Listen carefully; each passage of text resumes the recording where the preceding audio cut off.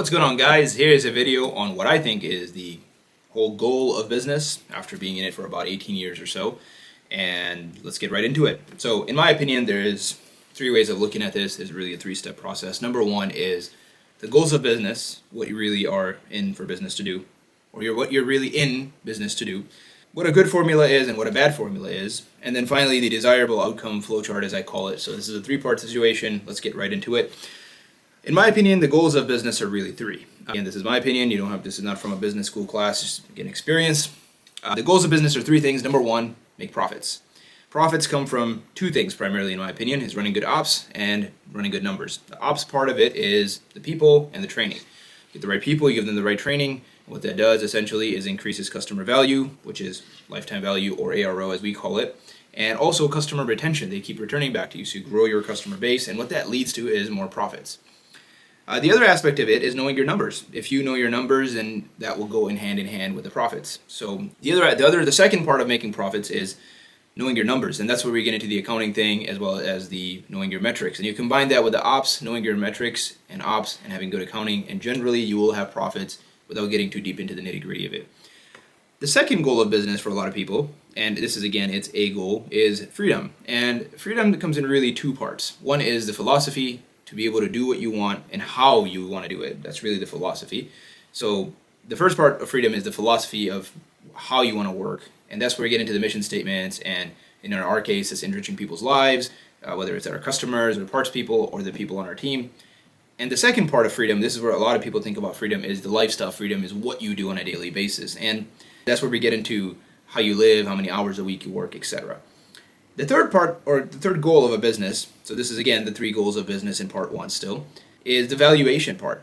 And what valuation essentially means is what your business is worth. So there's a way that you can work each year where the value of the business continues to increase, and eventually what you do is you have an exit. You're able to sell the business for a lot of money, either to a private equity, public equity, which is an IPO, initial public offering. You sell it on the stock market, you make a gazillion dollars, and then what you do is you give shares to your team members. They all get rich, you get rich, and you have a merry life thereafter. So those are the three goals of business from what I have seen. Remember, number one is profits, number two is freedom, number three is valuation. So let's get into the second part, which is formula.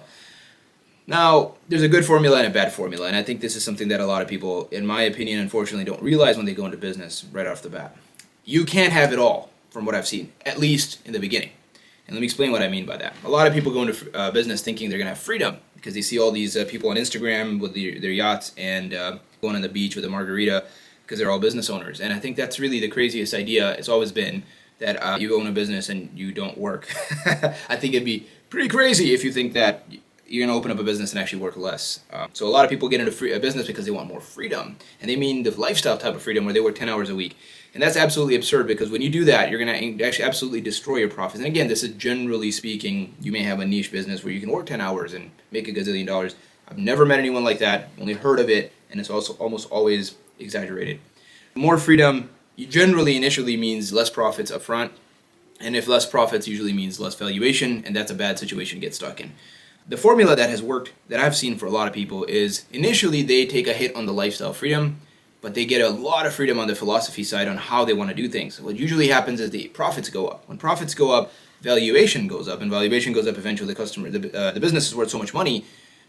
The valuation goes up, the business is worth so much money that you can pretty much sell it, or you can pull back if you have to, because there's so much profits you don't have to work as many hours. And ultimately what you want to do is you want to give your people a lot of freedom too. If they have an exit, then they can have lifestyle and philosophy freedom. The second scenario is a temporary freedom hit up front. The first scenario, where you have a lot of freedom up front, it generally leads to no freedom down the road. Hey, come.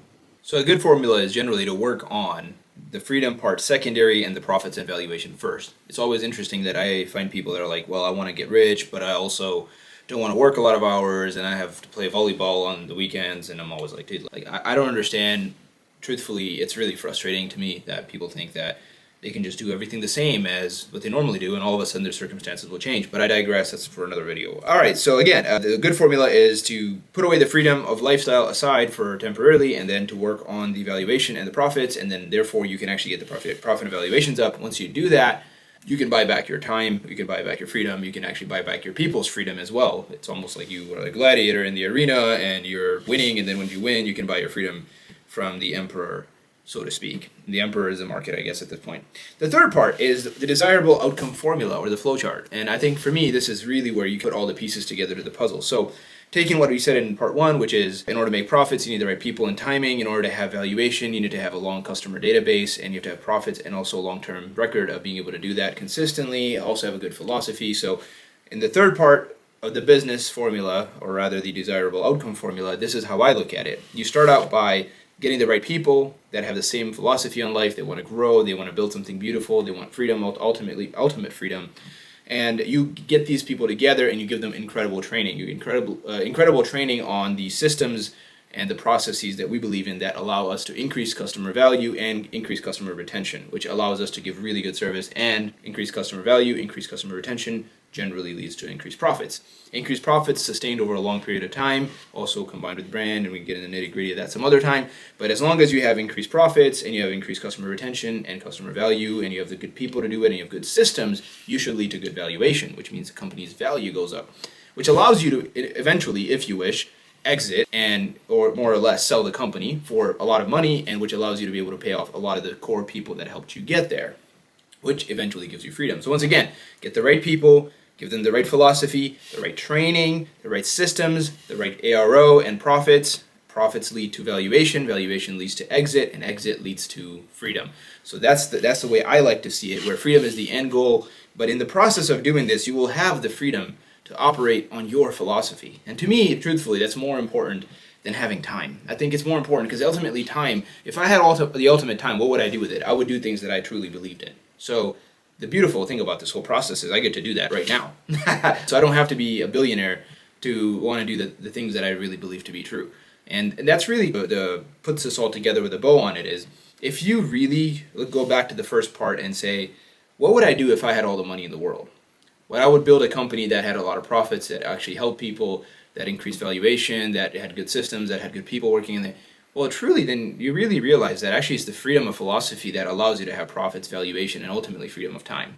And I think that's a really deep subject a lot of people don't understand is, do the thing that you truly believe in as if you were already wealthy. And generally, you will build something that you really believed in. And generally, when you believe in something truly, you can build something really awesome. And if you build something awesome, generally the marketplace will value that at a very high price. I don't think the goal is to chase money. Actually, that's really something that I want to point out.